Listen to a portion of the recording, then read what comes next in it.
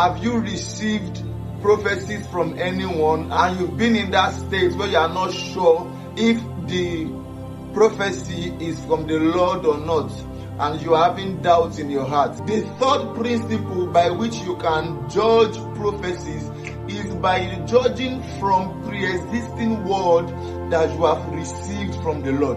A very good example from scripture of this principle is the story of the old prophet and the young prophet. This young prophet was on an errand for the Lord. The Lord had sent him on an errand and told him that where you are going to, do not eat, do not drink. Where you go, if you go to the city through road A, make sure you don't come back by that same road. Go by a different road. But when the young prophet got to the city where God sent him, he met an old prophet. And the old prophet told him that, come and eat with me. And the prophet said, no, I cannot eat with you because this is what the Lord told me. But the old prophet now told the young prophet and said, the Lord told me. The reason why we need to pay attention to this thing is because if you misjudge a prophecy, the person that gave you the wrong prophecy will not be held accountable. It is you that has misjudged a prophecy that will be held accountable.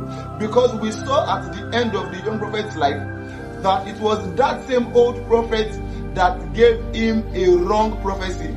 It is that same man that later came immediately after the young prophet had finished eating. That same man said, thus saith the Lord, because you have disobeyed. So if you receive a word that is not in line with what God had been telling you aforetime, it is advisable that you keep it. Remember that he that believes does not make haste, meaning that if you receive the word of the Lord from anyone, you should be able to let the word settle in your mind.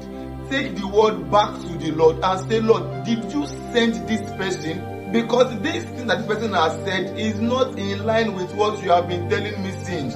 There is nothing wrong in asking questions. Remember, there is nothing wrong in asking questions.